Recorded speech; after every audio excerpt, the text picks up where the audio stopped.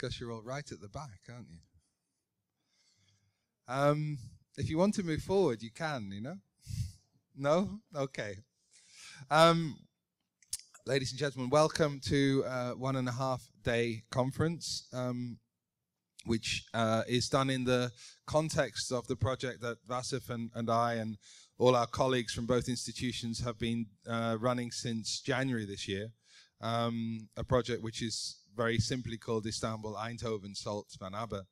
And we thought it was interesting in the context of that to organize a project which would, or organize a conference which would look more in general at the concept of collecting, which might at first glance seem an unproblematic concept, but I think maybe has some interesting discourses to unpack, and particularly here in Istanbul.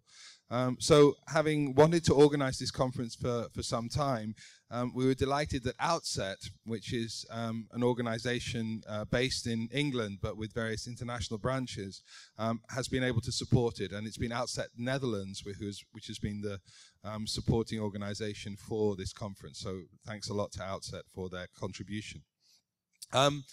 The title of the seminar is Treasure Chest or Tool, which is really a way of starting to think about the kind of binary, at least initially maybe, the binary oppositions which relate to the idea of collecting. You know, essentially collecting comes out of a kind of imperial or a royal tradition of simply collecting the booty that you gain when you go off on campaign. And of course, that's something that's very familiar here in Istanbul, but was a common practice, I think, throughout most of the world at different times, in particular different social situations. So this idea of collecting the booty and bringing it back and then displaying it. And once you needed to display it, you needed a house. And once you needed a house, you started to develop a museum. So in that sense, that's one tradition which comes out of it. But there's another tradition, which I suppose is born more or less in the Western European Enlightenment, which then spread out and affected through colonialism and through the terrors of the 19th and 20th century, affected most of the globe. And that is where the collection itself becomes initially a kind of educational tool. And you could say that that tool is particularly related to the revolutions that happened in the late 18th and 19th century in Europe of the bourgeoisie, of a replacement of that imperial or royal heritage with a middle class that came to hegemonic power, that took over the reins of power.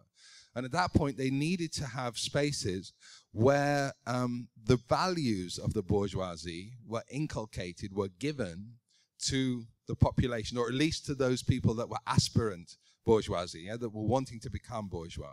So in a sense, the museum was the place where the bourgeoisie was made. It wasn't only the place where those values were reflected, but actually those values were made. They were constructed through the process of making these exhibitions. So the Louvre in Paris is really the first version of this, but then we have various other versions developing in the core imperial powers of Western Europe in particular, but also, for instance, in Vienna. So in this way, you could see that tradition as being more the tool to shape a society, the tool to shape an identity. So treasure chest or tool are two of the historical lineages which the museum today inherits. And I suppose the question we posit is, are these the only ones that we need to use? Or given a world which we're moving into where that Western hegemonic power is on the wane, and we can say thank God for that, but nevertheless, it allows us to start to open up other kinds of possibilities for what the collection might mean and what kinds of individuals, what kind of identities it might shape in the future. I think what's interesting at the moment, in this moment where we finally leave that modern heritage of the Enlightenment behind, we can respect it, we can research it, but it's more or less our antiquity, as has been declared a number of times. It's more or less that we have that relationship to modernity that the Middle Ages had to Greece and Rome. So that model of the tool, certainly, is a model which is a distance from us, but nevertheless one which we can still possibly learn from. And what's interesting in this transitional time that I think we're in, I don't know what we're transitioning to, but I think we're transitioning at least. Then there are a diversity of models which are growing up. And I think that diversity is something very interesting to talk about and something that we'll look at today and tomorrow in some detail. And that diversity is not only evident in Istanbul itself, but around the world. And not only in terms of different geographies having different models, but within different geographies, there are different models emerging. We can again make kind of binary divisions to simplify what these divisions might be like. On the funding level, there is a private funding stream which is supporting many new museums. Most of the new museums in the world are coming out of certain private funding initiatives. But at the same time, there are public museums which continue that tradition of the Enlightenment going all the way up to social democracy, which are still being developed in some cases. And also there are, of course, public-private collaborations. In terms of the collection itself, we might think about the tendency of certain institutions to still focus on collecting the objects of art.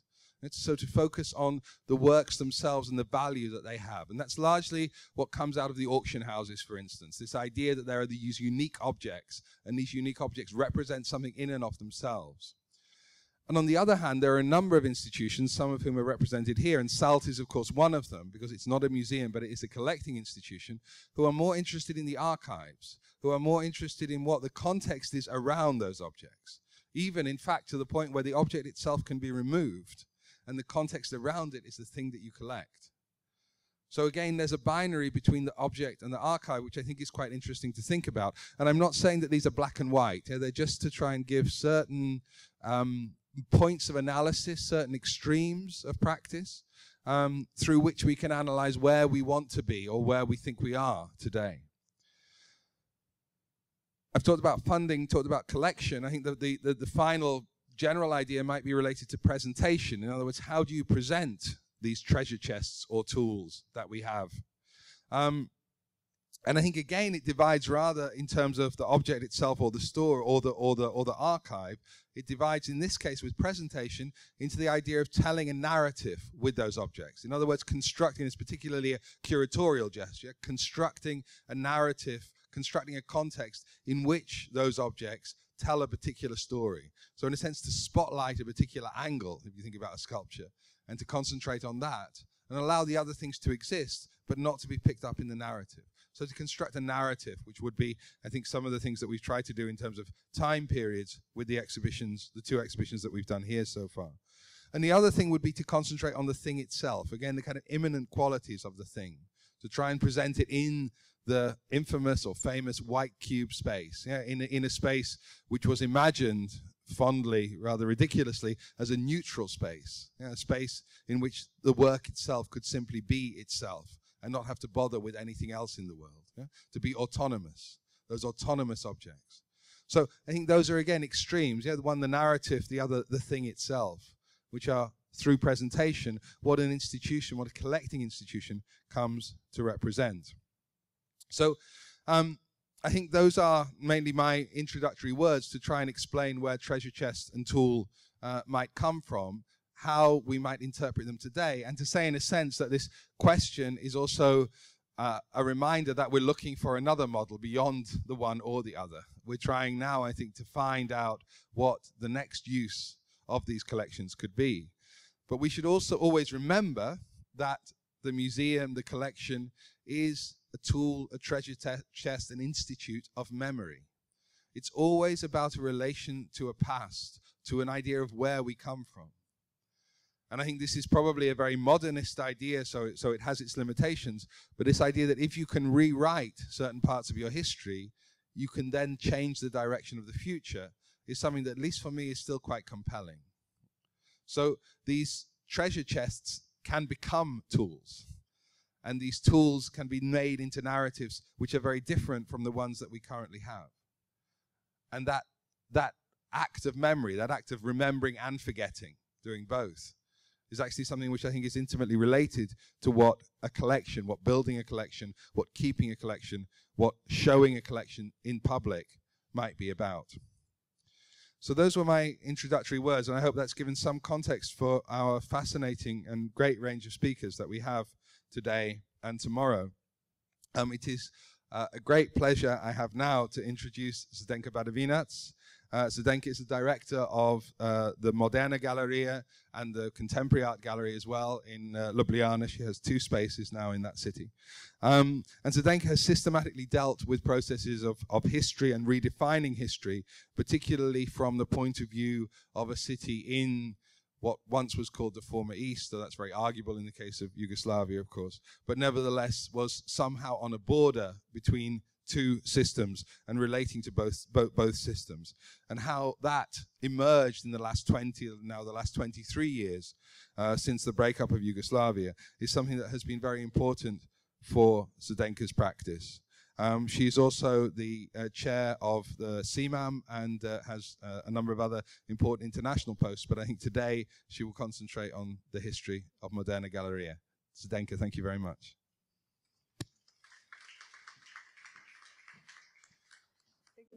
Thank you, Charles. I need some help.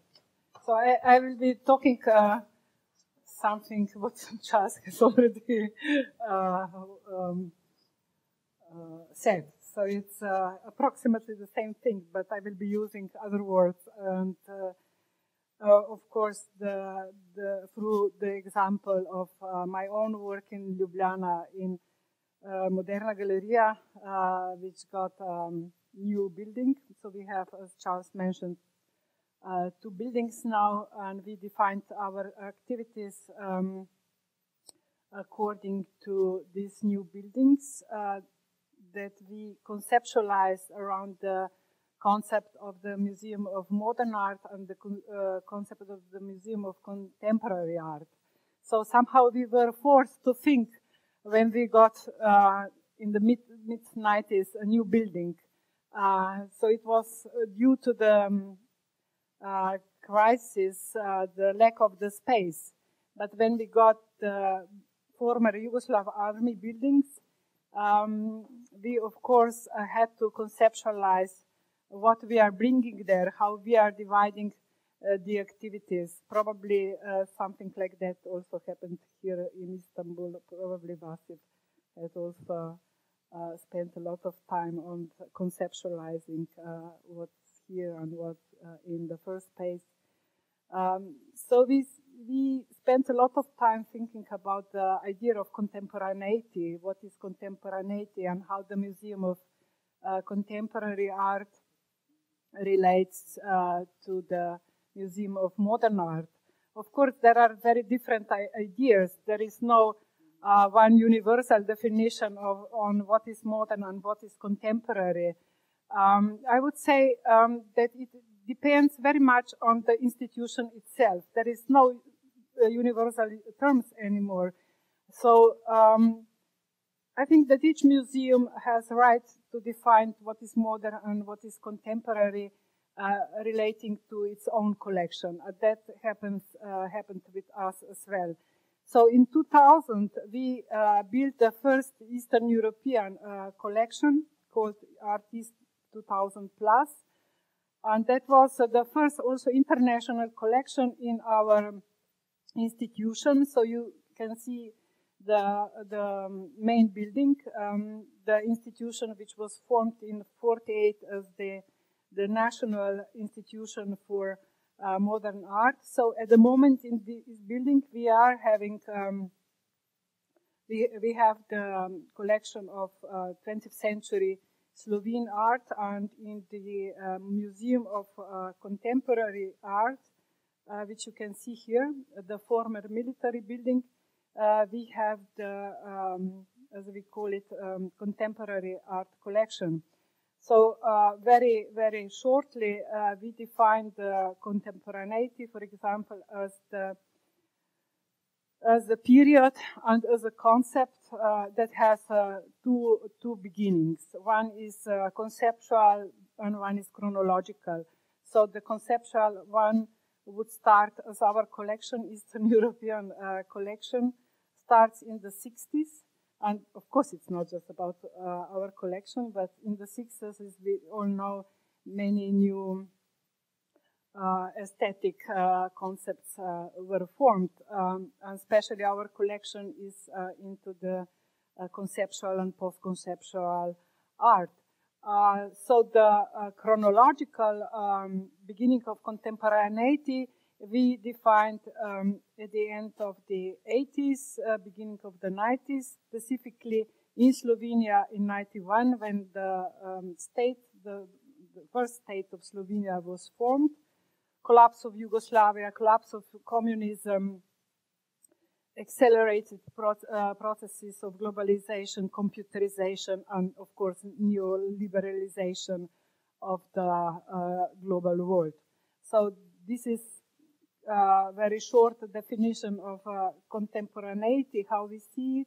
And in the Modern Art Museum, as I said, we have this 20th century collection that ends in the year 91, although there is no strict division between the, in terms of 1 year. So some of the works, some of the concepts are here and there.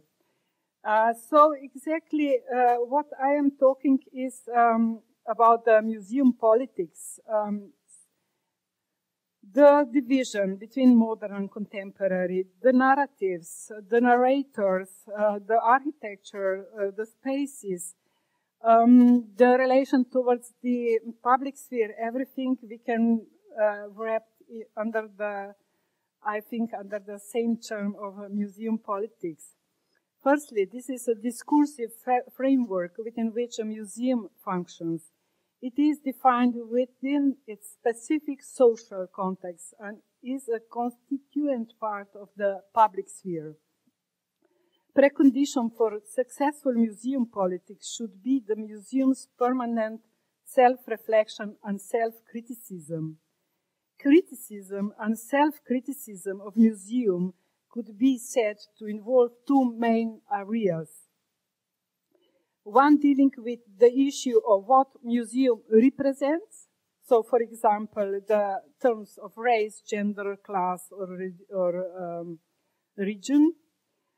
And the other one dealing with the question of whom a museum addresses, in terms, for example, of audience for various social groups. Nowadays, museums internalize institutional critique. The genre, of course, of institutional critique, which has been opposing political, economical, racial, gender, and class inequalities since the 60s. In spaces on the margins of the global art system, such as Eastern Europe, or as it's called today, former Eastern Europe, which is of particular interest to me, a special variant of institutional critique has developed, targeting most of all ideology and geopolitical hierarchy. So this is something that, in my opinion, differs, let's say, Eastern institutional critique or whatever, however we can call it, to the Western. Over the past 20 years, the focus has been on geopolitical strategies, found both in institutional critique and the museum politics. These issues have always featured prominently in my work, of course, at Moderna Galleria. We would say that a museum becomes a critical museum, if we follow, of course, this terminology of institutional critique, when it internalizes art institutional critique. But on the other hand, not all museums can be labeled thus. Even though currently most museums adopt, at least in principle, a more politically correct representation and more equal approach to various audiences.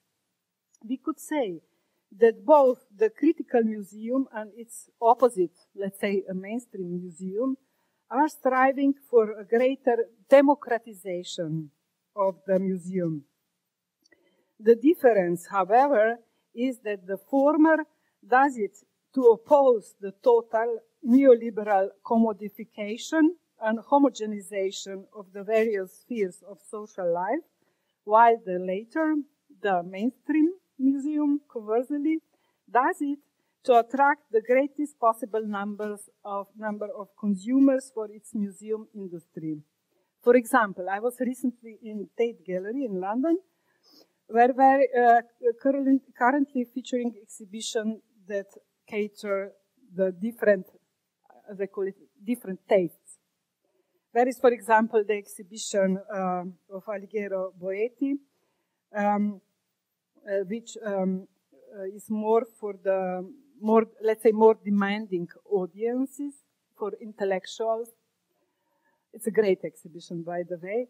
Then there is a Damien Hirst exhibition, which is more for the public, looking for the spectacle. And there is a famous Japanese artist exhibition, Yayoi Kusama, addresses the more, let's say, globally orientated audience. Let us take a closer look at how differently this varied supply can be perceived in the context of the post-socialist parts of Europe. In our countries, programs that cater to a variety of tastes still come with the ideological baggage. And as a consequence, the freedom of choice in a cultural institution is not so much related to consumer logic, at least yet, as it is to correcting wrongs from the past, or from the recent past, from socialist past.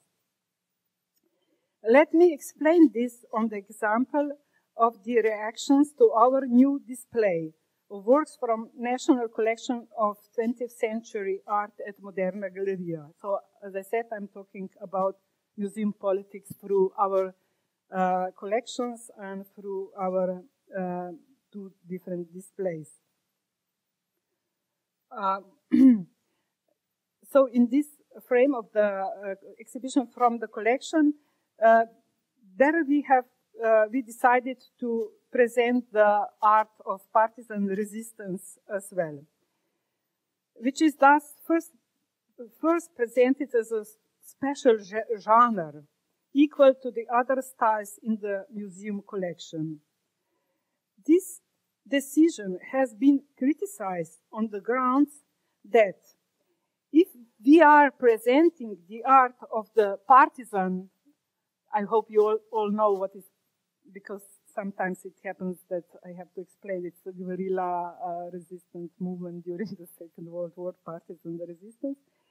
We should also be presenting, so this is the criticism, so if we are presenting the art of the partisan resistance, we should also be presenting the art of the White Guard. And what is White Guard? It's a movement that collaborated during the Second World War with the occupying forces during the Second World War, of course. The title of the exhibition of collection is Continuities and Ruptures. The line of continuities presents the line along which art styles developed in Slovenia parallel to development in Western art. This meandric line, as you can see, that goes through the expressionism, new objectivity, and then modernism in the 50s, 60s, and art informel painting, and it ends with a new image. So this meandric line is crossed with the line of the ruptures, which you see here. So it's a straight line here. And this is the line of interruptions. So the on this line of interruptions, we have different avant-garde traditions presented. So we have, for example, the avant-garde from the 20s that we presented in a special design of new collectivism as a page from the avant-garde magazine Punk. with the texts from the magazine and with the original works and the copies from the same avant-garde movements from the 20s. So this is also the reconstruction of one of the important environments, like let's say first installation in Slovenia from the 20s, of course. And here again we have, so this is how it goes from the avant-garde from the 20s, then to partisan art. So we have now the two examples, and then to the conceptual art from the 60s, the pavilion designed by the artists themselves, the OHO group, the famous Slovene conceptual group from the 60s and beginning of the 70s. And this line ends in the 80s with Neue Slowenische Kunst, with Laibach posters and the whole installation of Group Irvin. So every artistic concept on this line strove to really impact its time and effectuate change in its local context, breaking free from the homogenizing Western styles. The pre-war avant-gardes dealt with the bourgeois art, so they were very critical, and there are also the statements on the wall against paintings, for example, that was treated as bourgeois art. And then the avant-gardes from the time of socialism used their genuine collective creativity to criticize the fake political, communist, ideological socialism, of course. The post-socially emancipatory, the most socially emancipatory among the avant-gardes from this line was, of course, partisan art.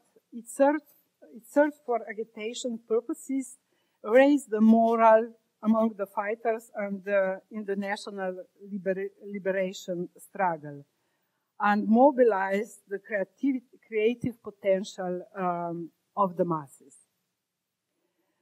This kind of emancipatory potential cannot be found in the art produced by the White Guard, and for this reason the latter cannot be included in line of ruptures.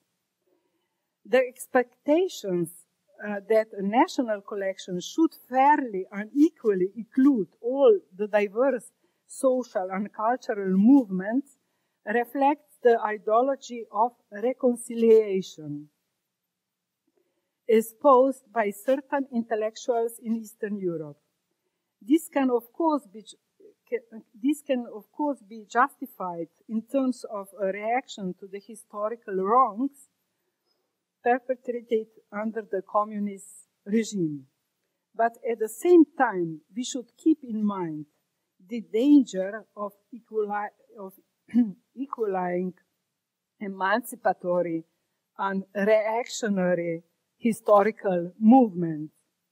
Making a distinction between different understandings of democracy is particularly important today, when both right-wing and left-wing politicians use a similar rhetoric of the democratic society.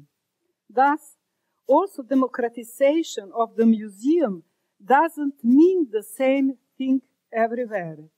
In the regions where the museum industry is highly developed, the rhetoric of the democratization of the museum serves primarily to the market logic of something for everyone.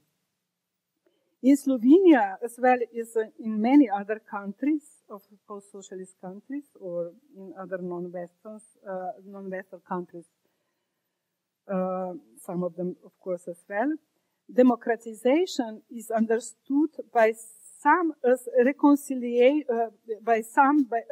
reconciliation between former enemies, and by others as referring to the emancipatory local traditions in order to accumulate symbolic capital with which these spaces are now entering international communication on more equal footing.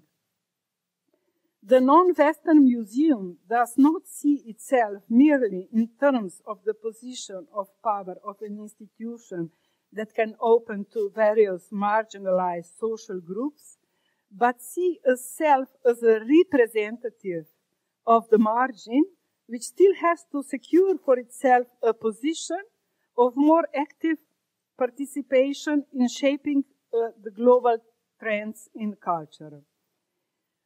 When a critical museum speaks about representing various social groups in a museum, it does not aspire to proportional representation of various social, political, or ideological groups, but to deeper, more fundamental changes in the conception of the museum.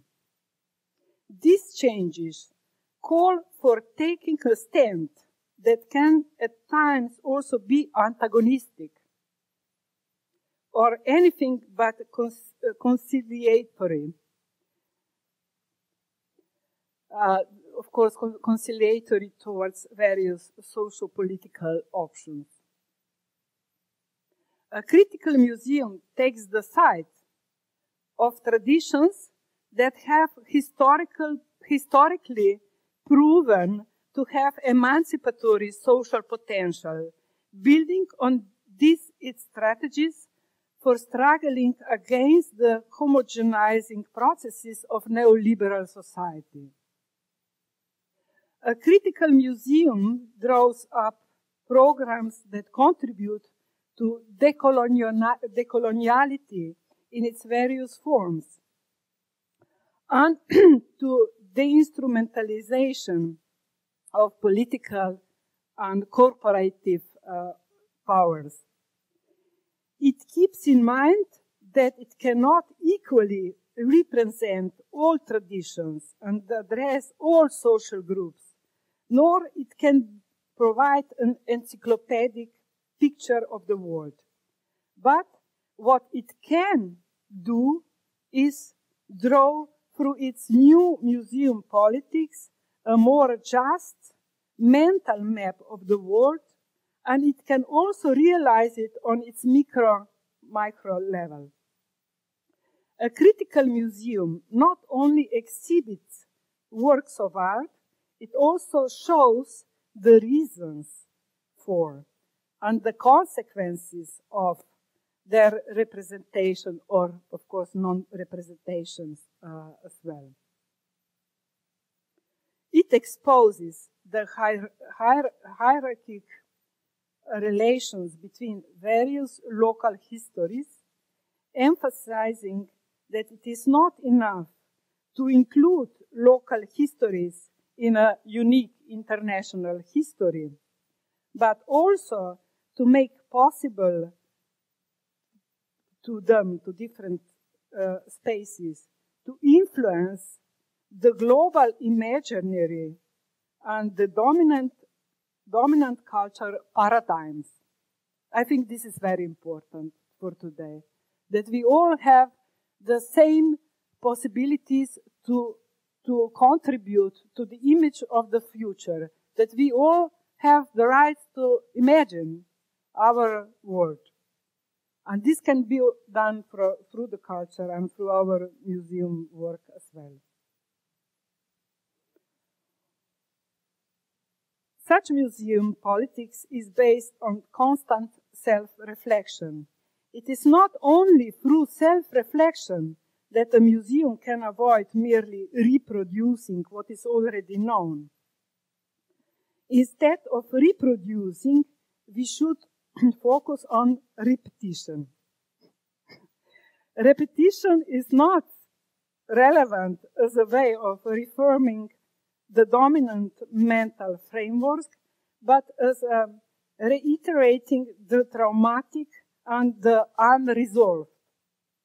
And this aspect of repetition that is the focus of our latest exhibition in New Museum, Museum of Contemporary Art in Metelkova, is entitled The Present and Presence Repetition 1. So I will be talking a little bit about this exhibition. So I'll present this exhibition from the vantage point of its radical difference from exhibitions that merely reproduce established formulas. Exhibitions are increasingly expected to bring new, previously unseen things, new faces, new regions, new media. This understanding does not necessarily relate to exploring how such differences and novelties impact existing cultural paradigms and relations.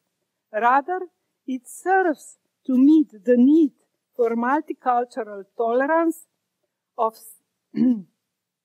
simply builds on the effect of surprise, on spectacle. Thus, we often see pseudo events which do present new and different exhibits, but without changing the dominant paradigm of museum politics.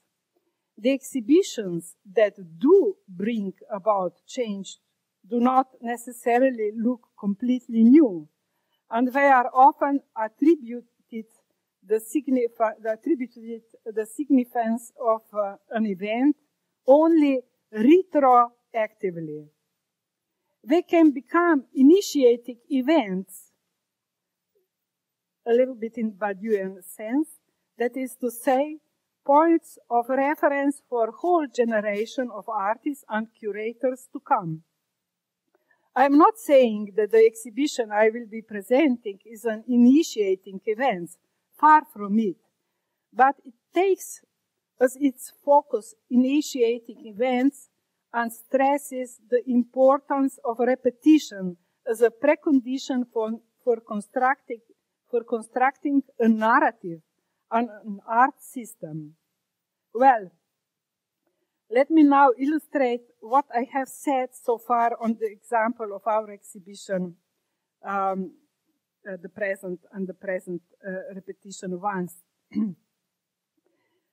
So the exhibition centering on various ideas of time. So if we in the Museum of 20th Century have like two different times, so we still deal with old-fashioned linear time, which most of the museum, the normal museum people would say that it's totally obsolete, and the time of interruption. And interruptions are very related to the philosophy of contemporaneity through Agamben and so on.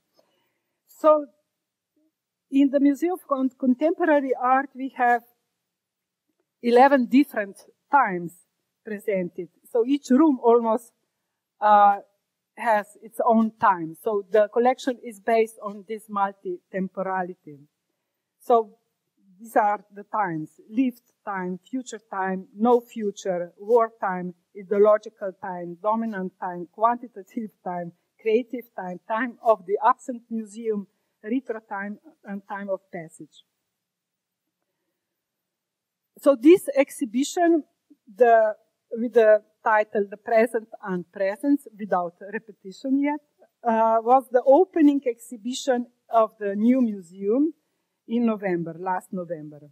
Now, a few months later, this first installation of the exhibition is being partly changed and expanded following this special concept of repetition. Completing the repeated exhibition, which is presenting primarily works from our Eastern collection, are 5, so besides these works from the collection, there are 5 special projects in the frame of the exhibition. And these are the archives. The archive, for example, of our Body and the East exhibition, from 98, then Bosnian archive, that the artist archive, the archive of the famous Hungarian artist Santobi, then the archive of performance art in Slovenia, and archive of oral histories. And so also in these projects, the underlying principle uniting them is repetition, of course. Repetition here conceived as yet another dimension or form of time added to the original 11 times that I mentioned before. So to explain the concept of the repetition, I wrote the five theses, and I can read, of course, this small manifesto, why repetition. So Moderna Galleria and its new unit, Museum of Contemporary Art, have had their exhibition program budget so drastically cut that it now hardly allows for a new exhibition and catalog to be produced. So this happened, of course, this year due to the economic crisis, and besides that, we got also the new right-wing government. Repeating an exhibition is thus some kind of recycling in a crisis, a revamping of an existing product. It aims to maximize on the potential of the preceding exhibition to re-examine its contents and basically fashion a new product. This recycling builds on the foundations of past work, including few other exhibitions that I mentioned before in the frame of the archive, bringing to the fore at the same time the potential of the conditions of crisis. In our case, recycling has become the only way we can work ecologically for a reason rather than under the pressures of the market, a critical reaction to the existing local and global conditions. So, second reason, we live in a time when culture and art are succumbing to the dictate of capital, which keeps driving consumers to crave forever new things. The market is flooded with content that has to rapidly become obsolete and be replaced by new content. Repeating what already exists is boring, and if something old does get repeated, it is done just for effect, as a fate, and not to articulate some complex relations. Our repetition, on the other hand, aims to draw a critical attention to the excessively fast and superficial consumption of intellectual content and underscore the significance of rereading. Repetition, number 3, is one of the fundamental features of contemporary art and of time and place we live in. For example, the usual method of showing video art in a gallery is the video loop repetition par excellence. Apart from this, what we are largely dealing with in contemporary exhibition is the documentation of particular art process, which is in itself a kind of repetition and which can also serve as the basis for possible later repetitions. Remember Boris Groys's text on documentation, for example, here. Also, one of the popular art genres today is reenactment, in which, in most cases, artists are repeating important historic performances. International curatorial jargon is full of such words as redefine, rethink, revisit, particularly in spaces that have recently undergone great historical change. Local history is something that needs to be revisited. Everybody does this, from politicians for whom history is an instrument in their games of power, to historians who must constantly redefine it, to contemporary artists who seek in it the points of trauma that are important for an understanding of their own practices. Number 4, repetition is one of the crucial principles by which history is created. There is far too little emphasis placed on the key role repetition plays in the construction of narratives. No work becomes historic at the moment of its creation, but only later, as Hal Foster would put, through the retroactive effect of countless artistic responses and critical readings. In order for this kind of repetition to even be possible, a developed art system must exist, which enables continual references to art practices through research, publications, collections, and not least of all, the art market. And number 5, repetition is driven by trauma. The same kind of trauma that had led Moderna Galleria to found in 2000 its collection, artist collection, 2000 plus, now one of the conceptual cornerstones of the Museum of Contemporary Art in Metelkova. Here our interests rest principally with two traumas associated with the territory of Eastern European art. First, the trauma of absence of a developed art system, and second, the trauma of the unrealized emancipatory ideals of communism. So these two traumas are really extraordinarily important to understand some of the artist concepts from the post-socialist countries, especially from former Yugoslavia, I would say. Many of the key thinkers who shaped today's understanding of the world, from Kierkegaard, Nietzsche, Freud, Lacan, Deleuze, have seen the repeating of some unrealized past potential as a way for the subject to be free.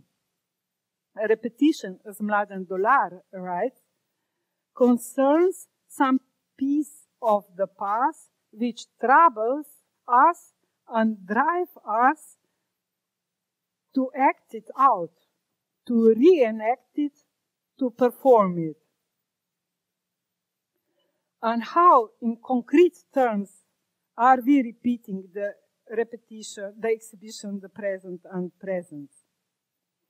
In its original installation, the exhibition occupied one of the floors of the new museum, and here you can see some rooms of this first installation. We changed some works. For example, we placed the new work of Mladen Stilinovic. So here you have the examples of some Russian artists like Gutov, Prigov, Leiderman, and on the other side also Dragan Živadinov. So in the repetition, we are focusing on certain sections of the exhibition to which we are adding new elements. The exhibition now is larger by entire floor, where we have expanded one of its 11 times, namely lift time. It's a time that actually is kind of real time, let's say.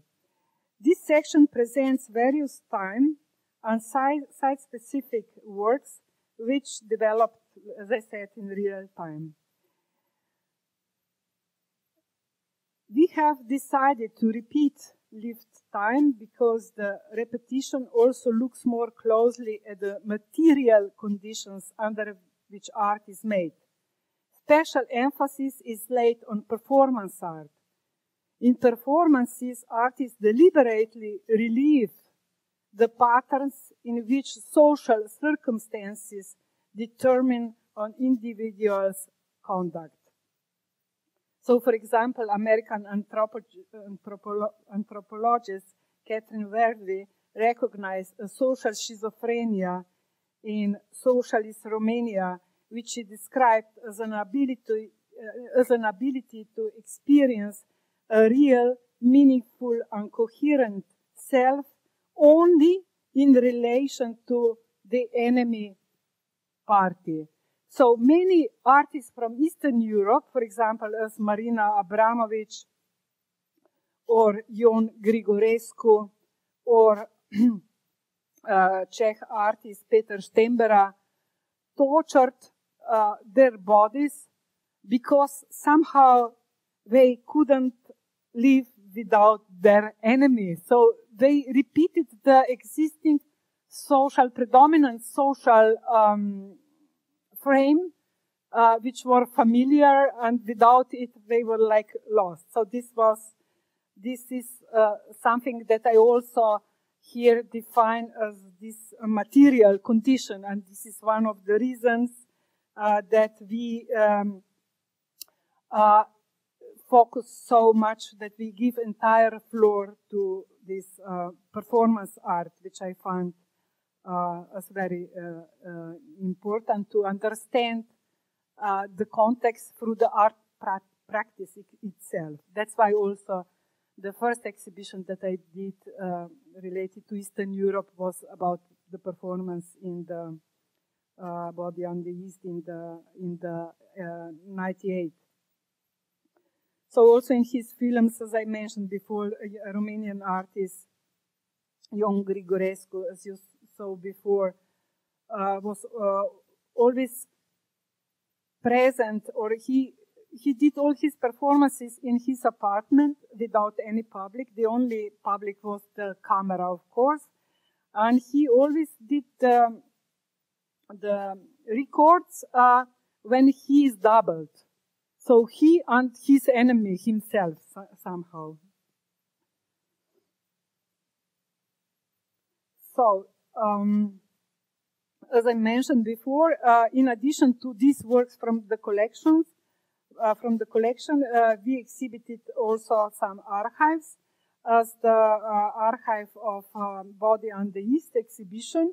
So in this archive, it's possible, for example, for the first time, we presented the performances of some very important artists, as, for example, Tomislav Gotovac, Alexander Brenner,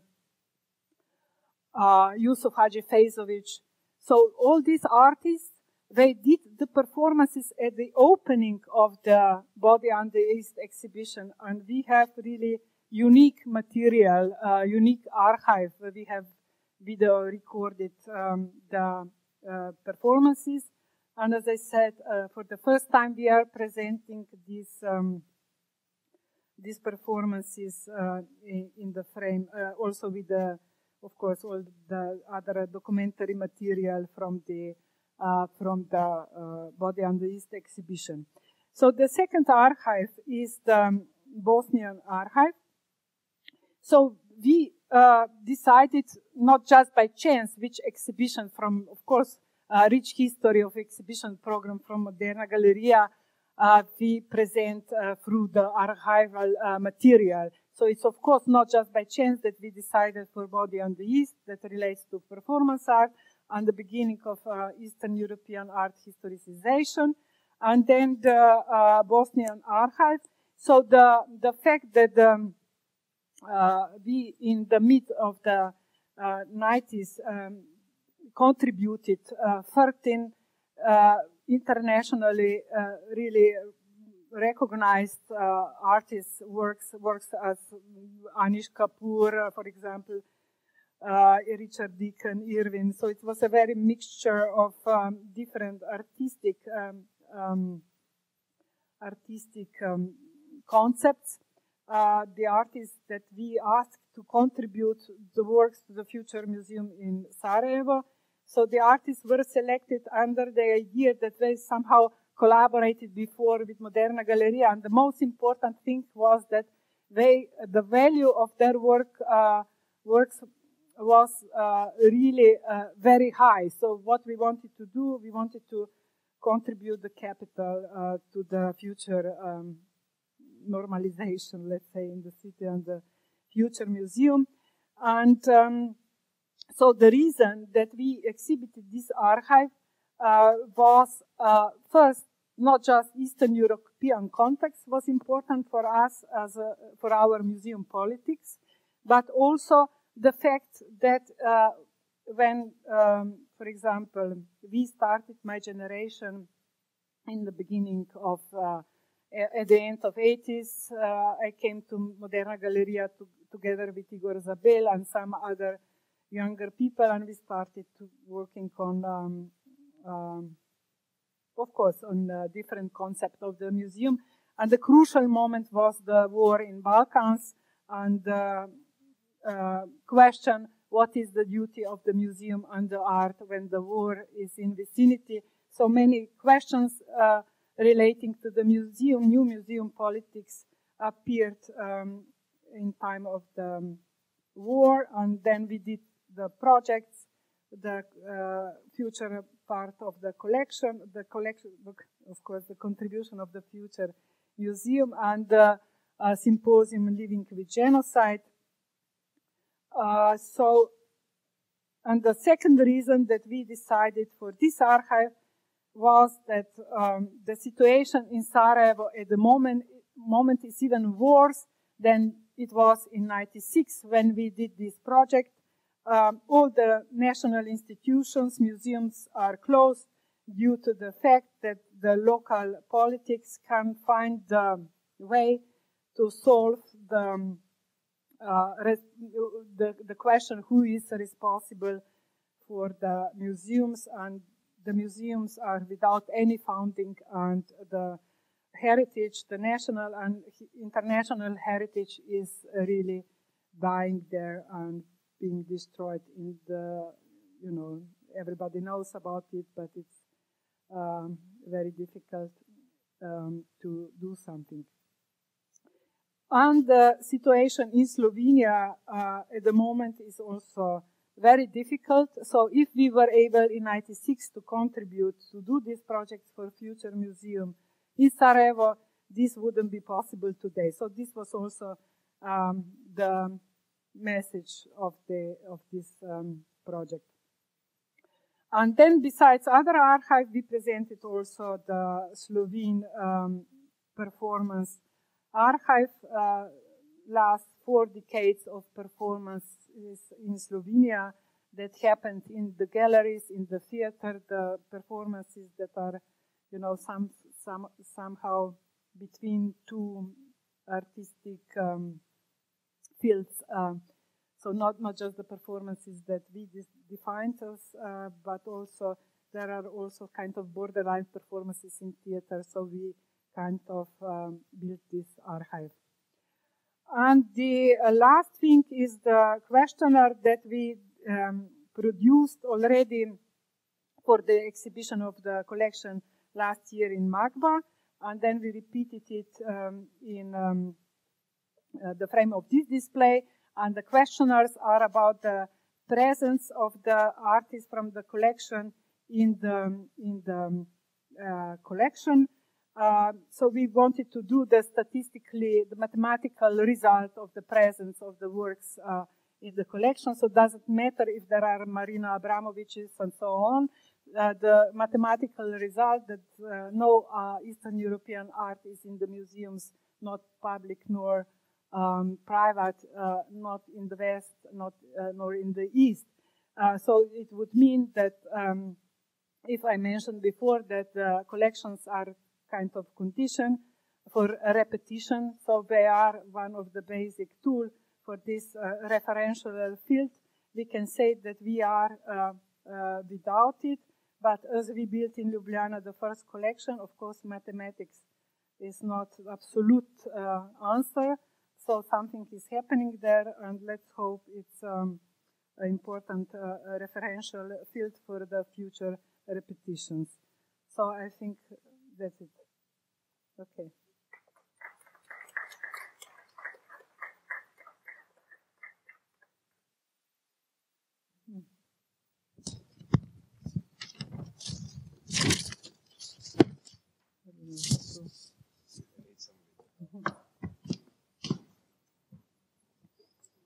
Zdenka, thanks very much. I propose that we take questions after Wassan's talk now, if that's okay, and then we can bring both people back. So it gives me great pleasure for the first time to introduce Wassan Al-Qudari to the stage.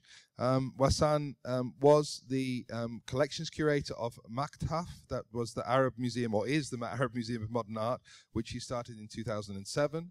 And she was instrumental in the establishment of the building and the collection, and she became director in 2010. Very recently, she has just stepped down from this position to pursue postdoctoral studies. Wassan's research interests are in modern art in the Arab world, with a particular emphasis on Iraq, where she is from. She was part of the curatorial team for the inaugural exhibition at the museum called Sajil, A Century of Modern Art, which presented works from the collection. I think we're going to hear something about that in the talk. And recently, she was appointed one of 6 joint artistic directors of the 9th Gwangju Biennale in South Korea, which will happen later this year. Wassan, thank you very much.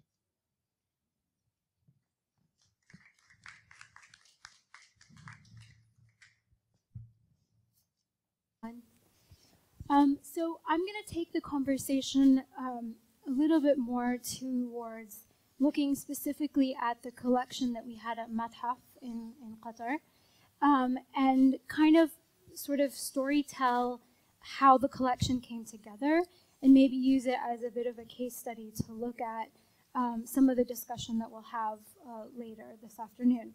And just to kind of tie things a little bit, what you'll find as I go along is that the collection kind of has a foot in both treasure chest and tool model.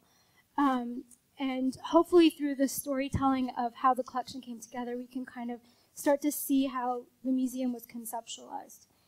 So Mathaf opened in Doha, Qatar in December 2010 in this building that you see here. It's a temporary building. Used to be a school that was converted into this museum space. Mathaf's collection is made up of 6,500 works, which include painting, works on paper, installation, photography. But what makes it different is that the collection focuses primarily on modern art from the Arab world. So, and this kind of definition changes when we look at the collection when it was private, and when we look at the collection when it became public. So when the collection was private, the patron sort of defined Arab as Arab-speaking countries. So for the purposes of this part of the story, we'll be talking about it as Arab-speaking countries. And for how do we define modern and contemporary? Based on our institution and the history of art from the Arab world, we're looking at the beginning of modern art from the late 1800s. So we'll talk first about the collection in its private phase. I joined the museum in 2007, and this was kind of a pivotal point in the story of Mathaf, because 2007 is when the collection was handed over to the government and was becoming public institution, and that's why I was hired to come on board at that time as the chief curator to work on preparing the collection for public display. But how did we get to 2007 is what I want to talk about. So the story starts with one patron. Here he is on the screen with me. His Excellency Sheikh Hassan Al Thani, the one on the right, the other one is me. And he was a student at Qatar University in the late 1980s, and he was taking a course on art of the 20th century. And he was questioning the absence of Arab artists in his course. And so he began to explore, with the help of his professor and artist, Yusuf Ahmed, a Qatari artist, by traveling and asking a lot of questions. So he started traveling in the region, visiting studios and meeting artists, and trying to figure out, you know, as he says it, I know Arabs were part of modern art, but why are we not learning about it? Why isn't it in this textbook?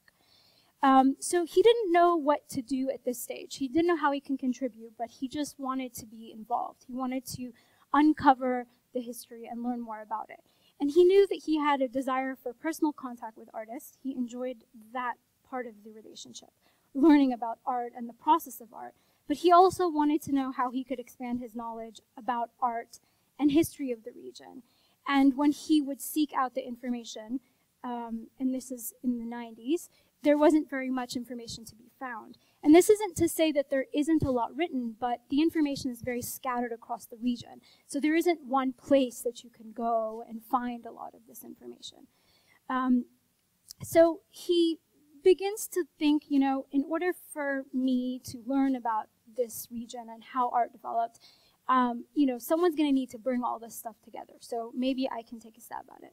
So he begins to start collecting and meeting artists and spending a lot of time with artists. And he bought his first work in 1986. And his whole intention from the very beginning was not to create a random cabinet of curiosities, but rather he had a pretty defined intention as a patron early on. He knew he wanted to collect art from the region. He knew that he wanted to try to find early modern art, and that he wanted to focus particularly on works that are from the Arab world. So he begins his collection, and he always has the intention that it's going to be a museum. He doesn't really know how or when, but years later, about 20 years later, he finds that he has around 6,400 works of art, and he wants to find a way to make these objects accessible. Now, like any collector, he does sort of stray a little bit in what he collects, and for a long time he was particularly interested in how Arab artists were looking at their own history during modernism as inspiration. And so he kind of goes off on a tangent and starts collecting ancient Mesopotamian, ancient Egyptian objects as a way to find alternative narratives within his collection for eventually researchers and visitors to learn about, to uncover. So finding these connections between modern and the past. He also collected books, exhibition pamphlets, newspaper clippings, and other materials. And this kind of goes to this idea of trying to build a context around the objects as well. So he wasn't just buying one of the best piece by so-and-so artist, but rather he wanted to buy as many works as he could, and often he wanted the sketches, he wanted the notebooks, he wanted any kind of pamphlets that artists had around in their studios. So what's great is that's now left us with a reference library and archives that we can use at the museum for research. I think another thing, this is an image of our library now, as you can see it today, where some of the books can be made accessible. Unfortunately, the archive is still in the process of being registered and archived, so it's not yet available. One of the things I wanted to touch upon too is to try to remember the context in which he was collecting, or what the time was like. So now in the Arab world, there are several auction houses. There's a very important art fair in Dubai, Art Dubai. But there, at the time that he was collecting, there wasn't exactly a market for this work. So a lot of the ways that the work was collected was through sort of relationships. So he would go and create relationships with different artists or with their families if the artists were deceased. And I think that that is something important to think about when thinking about the collection. Because now we have certain works that are being pushed by auction houses or by the market. Whereas in the time that he was working, he was really trying to work with artists and with scholars to create an archive that could be referenced for the future, without the market influencing those decisions. So it was less transactional at that time. So to kind of end the story, I want to quote Rebecca Duclos from the Cartographies of Collecting article, where she says that a collection is an intentional creation. A collection provides a mental compass by which a person, in our case Sheikh Hassan, attempts to locate himself, spatially, temporally, and physically, to other people and other places. So it's not just about understanding the history of Arab artists, but understanding it within the context of a larger art historical discussion. In 1994, Sheikh Hassan decided to, skip these, we'll come back to them. Sheikh Hassan decided to open a sort of private museum. So he takes this building, this is a villa, and he creates it into a sort of a private space, and you could go visit it, but you needed to take an appointment. So it wasn't completely public, but he was sort of making this attempt to bring the collection to the public. And it was also a tool for him to communicate to his community the importance of the collection, and the importance of why these works being in Qatar meant anything to anybody. He faced a lot of ridicule and a lot of backlash from his community. He was told that he was wasting his time and wasting his money investing in buying art, and these relationships with artists were sort of a waste of his time, that he needed to be more serious in his life. And so by pushing faster, he, instead of waiting to have the government build a museum, he said, I'm just going to use my space, I'm going to put these works on display, and try to start conversations with the community about why it's important to have this collection and what it could mean. The other thing he did was, in 1994, around the same time he opened the private museum, after hearing about the struggles of a lot of the pioneer artists in Iraq, they were all living under sanctions in the early 90s.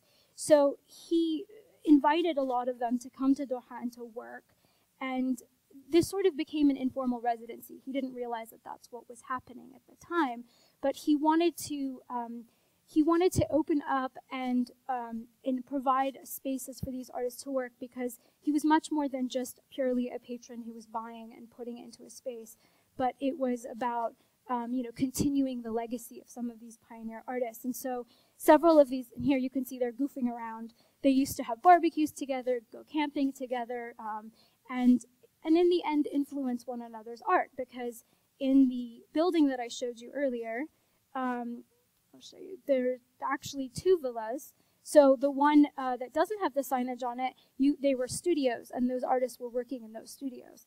And so you can see that they're started to form a community of artists. And to kind of also add another layer to that, I should say that in Qatar, the art scene only started really in the 60s. They found oil in the 50s. So there was an art scene locally when these things were happening, but it wasn't a very well-developed art scene. Unlike Baghdad, for example, where art school was open in the 1930s, there is a very much more developed art scene. So a lot of these artists came, and Sheikh Hassan was sort of really a proponent of developing this kind of community where these works could be produced and these artists could live. What's great is that all of these works that were produced are now part of our collection at the museum, and the photos of them working and the whole story becomes a sort of intangible part of the museum's collection. So that's the story of how we got to 2007. That's how the objects came together.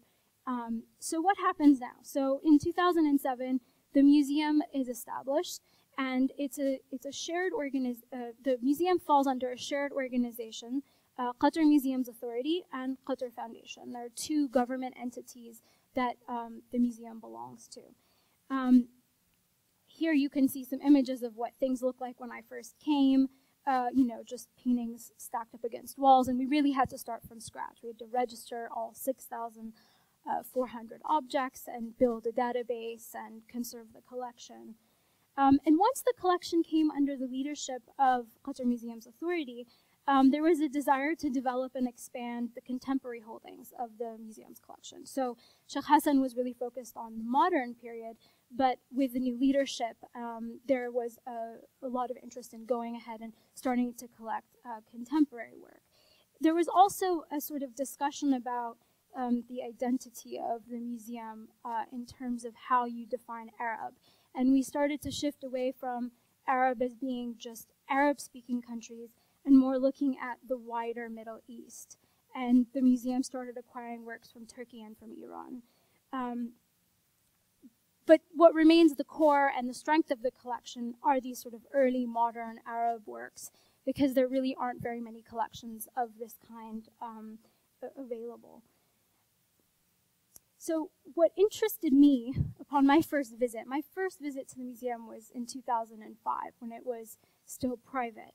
And as a student in the US and in the UK, I had no access to these works. I was studying and researching online, but I had no access. And so when I got to see the collection, I realized what a treasure it was. And I think that that has been at the core of what I wanted to do at my time there, was to make the collection accessible. And so there have been many attempts at doing that during my time there. Most recently, this is the Mathaf page on Google Art Project, where you can now see a large portion of the museum's collection. I think the museum continues to have the responsibility of making the collection accessible, because one of the key parts of what the collection can do now is push scholarship and publication, to make it so that there can be more research and more people working on the collection itself at the museum. The first exhibition that we did was called Sajjal, A Century of Modern Art. And I was one of the 3 curators for this exhibition. And here you'll see one of the galleries from the exhibition. There were 12 galleries. And when the 3 of us curators came together, I was curated with Dina Chalabi and Dr. Nada Shabut, to talk about how we were going to make this first attempt at trying to do something with this collection. We knew we didn't want to tell a linear story, because there wasn't enough research done on the collection to be able to do that. And with any collection, there are always going to be some gaps. And we didn't know how to reconcile that, because there was a large portion of research that still hadn't been done. But we knew that we wanted to engage in multiple narratives, and to try to stay away from trying to give the canon of Arab art history. We didn't want to present the canon. And so what we did was we actually looked at the works through a series of themes. And so this particular gallery you see here was the theme of Hurufiyya. And Hurufiyya is the particular study of, it was a particular theme that artists used throughout a period of time in the Arab world, where there was inspiration as from calligraphy as the starting point. So this is one example of that. Here's another example of one of the other themes called history and myth. And one of the criticisms we got as a result of this exhibition was that we used the white cube space. And it's true, we did, as you can see in the images. But that's because we were really facing the dilemma of trying to make this really first attempt at looking at a wide range, 100 years of history from the Arab world, in a bit of a rushed sense. I mean, we wished we would have had like 10 years or 5 years to do extended amount of research so that we could present something that was more concrete, but we didn't. And so this was the approach that we took. And later I can say that we learned from some of this criticism. In the next show that we did at the museum, we moved away from having just white walls in all of the galleries. And it seemed to be received pretty well by our audiences. So what narratives can our collection tell is one of the questions that Vasif asked me to think about. And I think that when we think about the collection and think about Arab art today, I think it's important to discuss the place of Arab artists in a wider context, and that's something our collection can do. Starting with art, but also thinking about knowledge production, including theory, criticism, and different kinds of institutions, and the market, all of which affect and are affected by the existing power distribution within the art ecology. And even though we find more Arab artists appearing in biennials, auctions, and art fairs around the world, this hasn't really affected the overall amnesia that exists about modern art in the region. Mathaf's collection is promoting art that's not already widely acknowledged. It's absent from textbooks, even if these artists have been left out of the official discourse, their very existence of these individuals and their work demands that we reconsider our oversimplified assumptions. And museums in the Arab region often promote sense of national identity. And Madhaf aims to take a different approach, one that attempts to more accurately reflect the hybrid ways that culture is experienced and practiced in the region and beyond it, and not through a single narrative, but through multiple narratives, because we need to recognize that there are multiple stories to be told. So I just wanted to also talk about a couple of examples from the museum of ways in which we've tried to bring into the mission some of the core of what Sheikh Hassan was interested in at the time of collecting. One is that of working with artists and keeping a sort of artist relationship. And one way that we've done that is through the commissioning of works, which we've done now through several of our exhibitions. This is an image from a work by Wafa Bilal for the exhibition Told, Untold, Retold that we did in 2010. And this is from an exhibition also in 2010 of a commissioned work by Hassan Sharif from the exhibition entitled Interventions.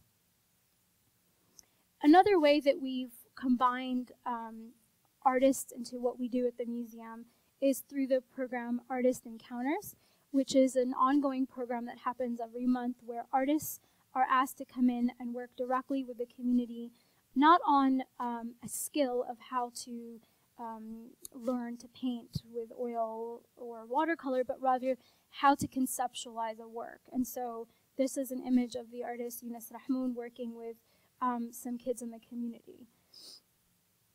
There's also the discussion about modern and contemporary and how do we reconcile this discussion and where does modern end and where does contemporary begin.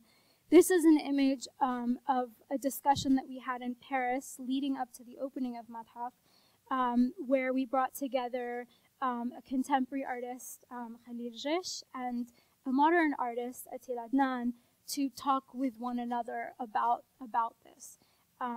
So this is something that's at the forefront of our memory at the museum in terms of something that we want to instigate conversation and dialogue about. But also, you know, you're probably thinking now, so who is the audience of this museum and what does what you do mean to them? This is the first modern and contemporary art museum in Qatar. So audience is at the center of what we have to think about, because as I always used to say when I was there, the way I define the success of Madhaf is knowing that, you know, in 10 years, if someone wants to shut it down, the community is going to be angry and insist that it stays. And so we've had to think a lot about how we engage the immediate community. And we've also been very open to taking in feedback, and often it can be negative feedback, and sometimes it's positive, and changing and revamping. So in the first year, we did not make concrete programs. We started with programs, and then as we went on, we did a lot of self-reflecting and evaluating to see what was working and what wasn't working and what people wanted to see.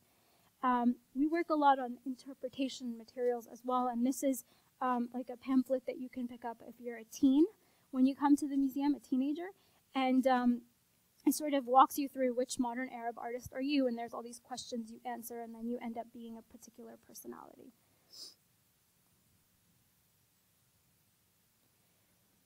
So we also have school groups come in, and I think there's also an importance of taking the collection in the museum and engaging with a kind of global community. So here you can see images of our participation with the Global Art Forum, which takes place in Dubai and in Doha in collaboration with Art Dubai. And we also learned that we need our community to develop their own narratives about the collection and the exhibitions that we show. That making what we do at the museum relevant to their everyday lives is the way in which we can engage and continue to get their interest in the museum.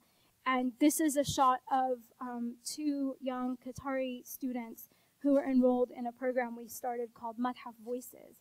And Madhaf Voices is a 1-year internship that you can do if you're a college student, where you come and you learn about the museum's collection, you learn about how to talk about art, and then you develop your own stories based on what we have on display, and then you take people on tours. And so it's about, again, creating that relationship between the audience and what they're seeing in the museum space. And I always like to tell this one particular story about relevancy. When we did the Sajil exhibition, we had a portrait of Jamal Abdel Nasser. And the museum opened in January 2010, and the revolution in Egypt started in January. And we had that work in the show in one of the galleries that we called themed individualism, where there were a lot of portraits. And in January, I went through the galleries, and there was a group of teenage students from a high school that were standing at that portrait, saying, looking at it, saying, "This means so much to us now. It really makes us think about what's happening in the world." To look at this painting of Jamal Abdel Nasser in the time when all these where the revolution had just started in Egypt.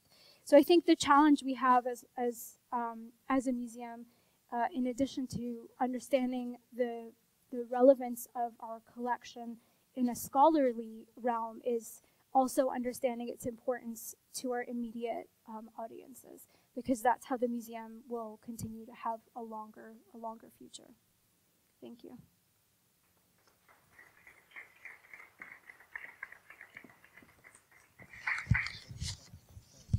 So it was in relation to Zdenka's talk. I mean, you're both in some ways talking about a particular geographic or a particular political or a particular linguistic zone in which you're locating the collection.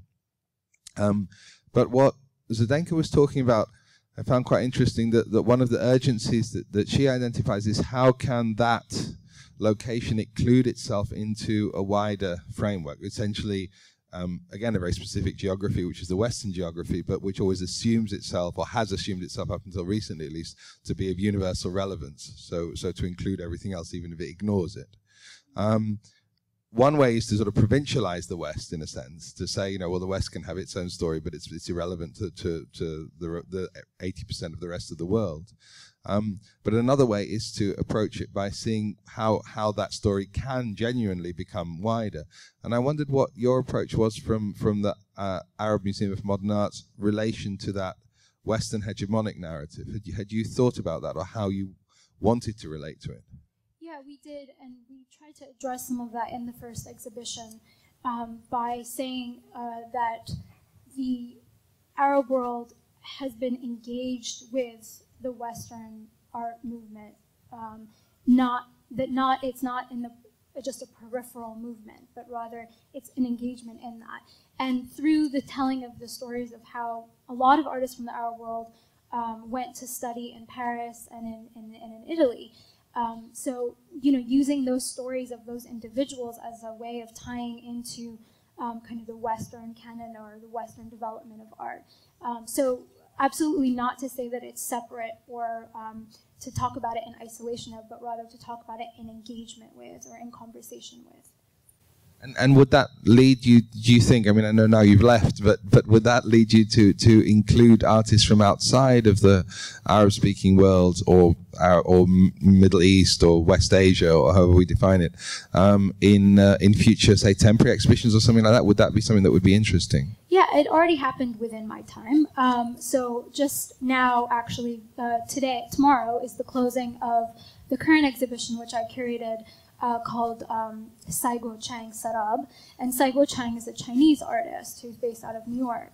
And so working with Sai was one of those examples of how to use museum as a platform to look at the region from a different perspective, which is what Sai did. And we commissioned him to make a series of works for this exhibition, where he really looked at the relationship of the Arab world to China, particularly his hometown being the starting point of the Maritime Silk Road. And so we've done that already, and I think there's definitely the intention, the desire to continue doing that. And I think there will be works that will be shown by artists from other places, whether it's the West or the non-West. It just depends on the policy of the museum going forward about what comes into the collection as something that's acquired versus what may come in on loan.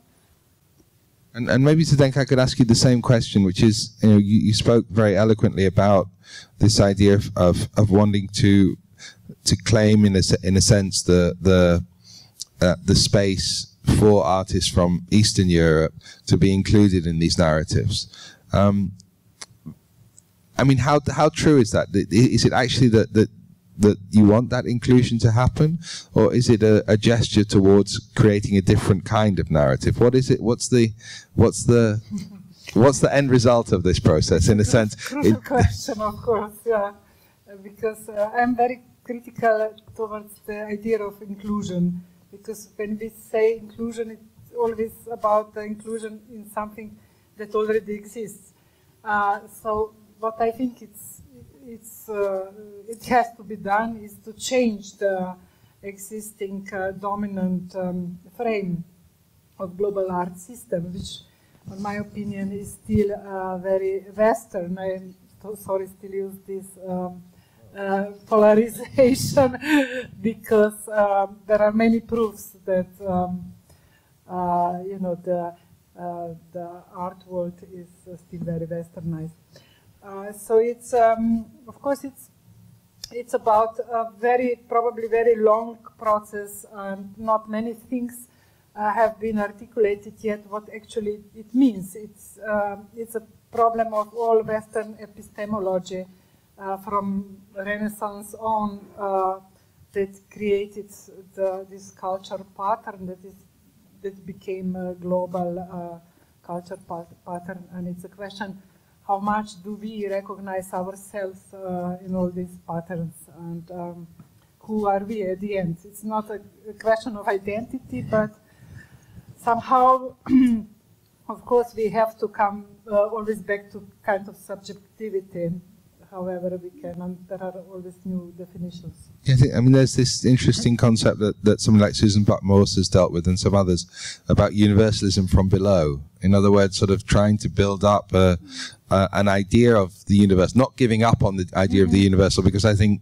I mean, being born and brought up in the West, I feel, I feel it's inadequate for, given the responsibilities that imperialism and colonialism have had, to try and retreat behind some kind of fortress Europe border, also intellectually, yeah? or to deny the existence of the 19th and 20th century and the ravages that the West wrought on the rest of the globe.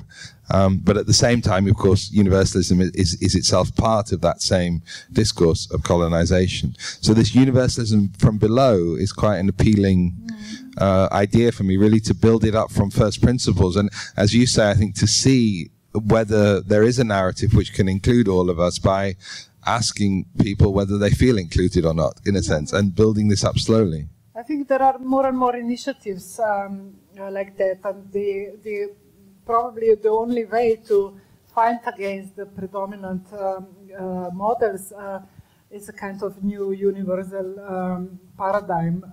And there are efforts, also there are alternative philosophies in Latin America, in Africa. I'm specifically interested in the philosophers in this frame of decolonialization movements that propose many interesting ideas exactly around these common problematics and urgencies. Of course, there are many similarities. Also in the frame of our network of Internationala, we try to find something similar, I think. And I wonder if I can ask, maybe it's a little bit personal, but I think it also relates to other interests here, maybe. In Qatar, how is the colonial past dealt with? And you're dealing with Arab modern history, but also that involves an intense experience of colonialism. How did you deal with that, and say in the first exhibitions, or looked at that? Well, it depends on, we dealt with the whole Arab world, so it's very different if you're in North Africa or if you're Lebanon, or it just sort of depends on where you're talking about. But it's part of the story. It's part of how art came to some of, countries. It's how some of the art schools came. So it's part of it just needs to be part of the story.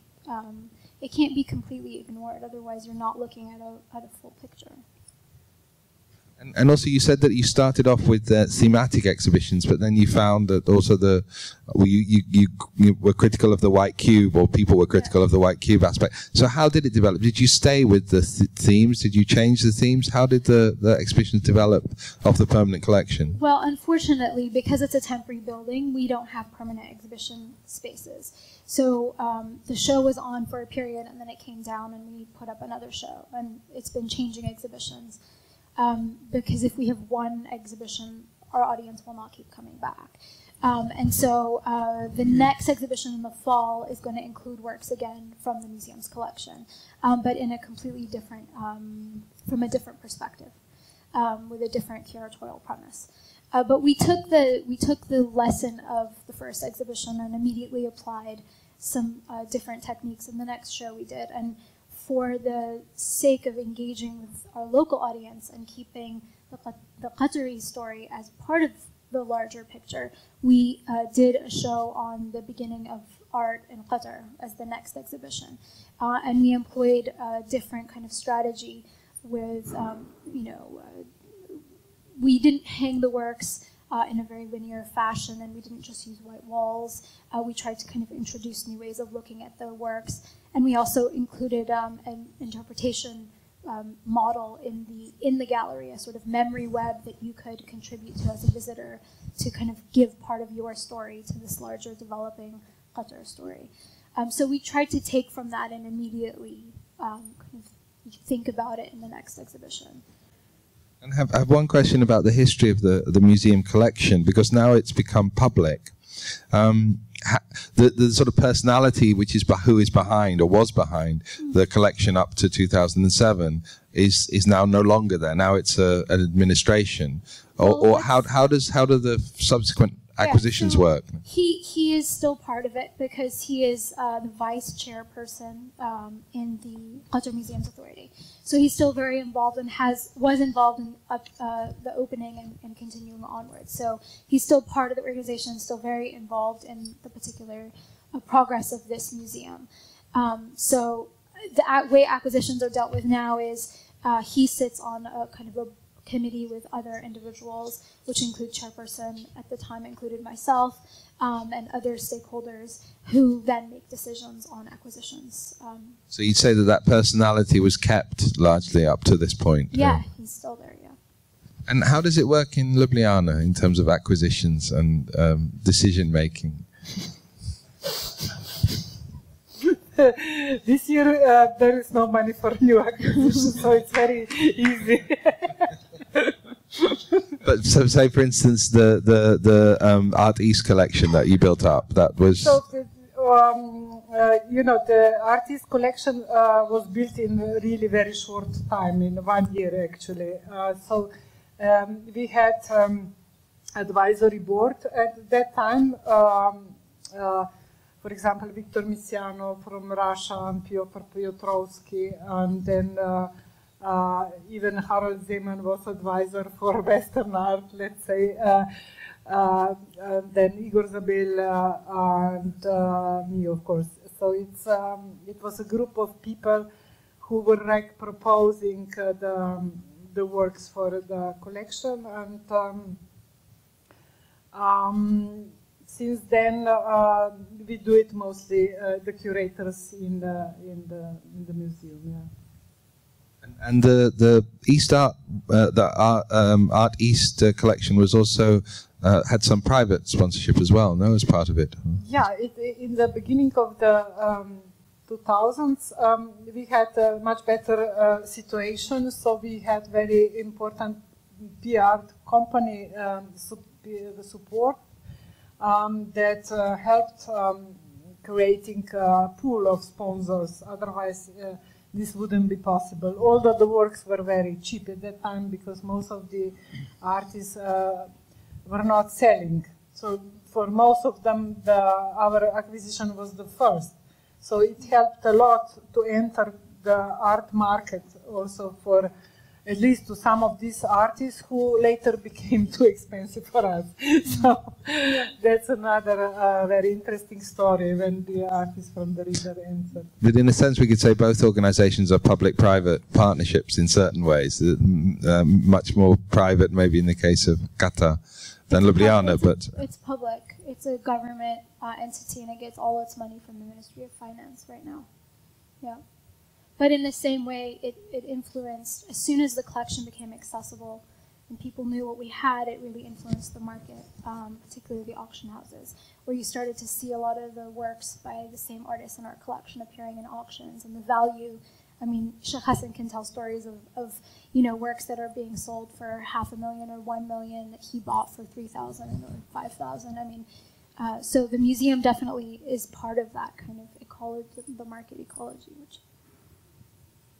I think we're going to return to some of those questions this afternoon, because we'll hear about two cases in Istanbul, so the local situation. The idea behind the seminar is to look at these international examples from different places in the world and then relate them to conditions here, and to see whether we can devise models that would suit the situation also here quite specifically. So I hope that you can contribute to that while when we hear about Istanbul Modern and the collector's choice.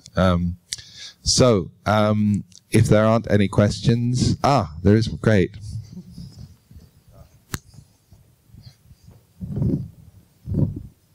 Hi, I have a question for Wassan in relation to a statement that Zdanga made in the first talk. I think one of the major questions at hand is, how do you relate modern art to contemporary art? What are the continuities, what are the discontinuities, and what are the presumed ruptures between these two? So I'm curious, what kind of curatorial methodologies has Mataf team developed or worked on or envisioned for the present time and also for the future, to answer that question? Yeah. Thanks. Well, the first attempt we made to try and bring this particular subject to the table was with an exhibition that we did in 2010 called Interventions, where we worked with artists who would be considered modern in that they worked in a particular time period, but that they are still working today. And so, they kind of coexist in these two time worlds. And we had them, we commissioned them to make a new work, and we put their new work in the exhibition with some of their previous work to try to start this dialogue within the context of an artist who sort of bridges two periods of art, time periods. At the same time, in the same hall that we did that, we put a show of contemporary art next door, like within the same space. And that show was called Told, Untold, Retold. And it was 23 contemporary artists. And just by physicality, those artists actually didn't know a lot of the modern artists from their own region. And so that even within that kind of physical space, it created the dialogue between the artists and between the works. And so I think it's a continued discussion that the museum has to address, because there still aren't really any concrete ways to define where modern ends and where contemporary begins. And I think that it will continue to sort of shift, and so there will never really be a fixed, sort of defining moment where it all becomes contemporary. But it's a kind of a place of contention, I think, for the museum, its collection. And also when we went to name the museum, we named the museum Mathaf Arab Museum of Modern Art. And there was a lot of discussion about, well, should it say modern and should it be modern and contemporary? Why are we only saying modern? And the decision was made that we will just stick with modern, since the focus of this museum's collection will always be the earlier works, hence the modern works, even though if we continue into the contemporary as the museum continues to grow. Thank you. Are there any other questions? There's one at the back and one there. Maybe we could take the one at the back. Oh, okay. And then we'll come to you. It's a question, maybe in the afternoon it will be answered in a broader sense, but it's about the contextualization in the academic world, like the museums here are very much implanted into a larger scheme of art history and academical work around it, as I feel maybe in a new spaces that is different. I was just wondering how that works there. Is that for both or for Wassan? Yeah, for Wassan in specific and maybe for you too, but I guess for Wassan in specific. So well, I mean, the museum has to kind of function within multiple kind of personalities. One is the audience, and so a lot of the activities that we do at the museum are visitor-focused or visitor-centric, which is why I made sure to include in my presentations sort of these examples of interpretive materials and also programs and activities that help bridge, the discussion from, the content-heavy to participatory. I think the museum has to play that role in mediating these kinds of dialogues, because we can't expect every visitor to come in at a particular academic level or even want to engage at that level.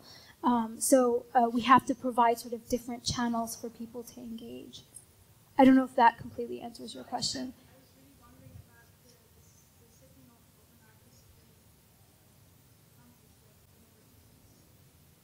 So did everyone hear? It's about the university, the relationship between universities on that academic side and the museum. Yeah. So there are multiple ways in which we've engaged in terms of the academic world. Mathaf is located in an area called Education City in Qatar, which is where there are a lot of university campuses from the West. And closest to us is Virginia Commonwealth University, which is the only university in Qatar that offers art-related studies. And so we do a lot of collaborations with them where they host workshops with museum. We share resources. If we have a curator, they'll go do a talk at the university. And even from when I first started, before the museum was open, I was knocking at their door, giving them images of the collection and saying, when you teach wood block printing, use these examples, use Kamal Bulata, don't just use Western examples, use artists from the region. So there are many ways in which we've sort of infiltrated that, but I think one thing to say really honestly is you can't study art history in Qatar. There is no art history degree. So within the local context, we work in terms of providing resources more. Within an international context, we've worked with the Association of Modern and Contemporary Art in the Arab World, Iran and Turkey. It's the longest association name ever, AMCA. And they hosted their first academic conference in Doha in December 2010. And that's where we had a lot of academics come and present papers related to different topics at a sort of very academic level. So there are several attempts. And one of the things that I was putting together as I was leaving the museum was the foundation of a research center for Mathaf. And I hope that it will continue in my absence, but the research center is aimed at providing, hopefully, fellowships and also support to kind of publish work by academics, since this is at the core of what Sheikh Hassan wanted very long ago. So funding to go towards a peer-reviewed journal, for example. So finding ways to produce new knowledge and circulate new knowledge. Thank you. One last question, I think, at the back. I have a question for Zdenka. When you were addressing traumas, I think, if I didn't misunderstand, you addressed the absence of the art system as a trauma. And I was wondering, why do you position that as a trauma? Could it also be an opportunity? Why not? I think it's one of the crucial trauma. Look at the psychological model of the Eastern artists, or not just the artists, also the curators. We were all, and we still, strive to the West. So everybody wants to have a success in the West. Doesn't matter if they say it or not. Okay, this is more a joke, but it's also true. But it's the frame without which you can't make a history. It's a question of the education system, of course, that you were talking, which is also a very relevant question for us, although the situation is different. The discursive field that you need to have to create a referential field. Otherwise, you can refer just to the West if you don't have a local referential field. And there is, of course, there are the questions of collections, and at the end also the question of the art market, the question how the artists live.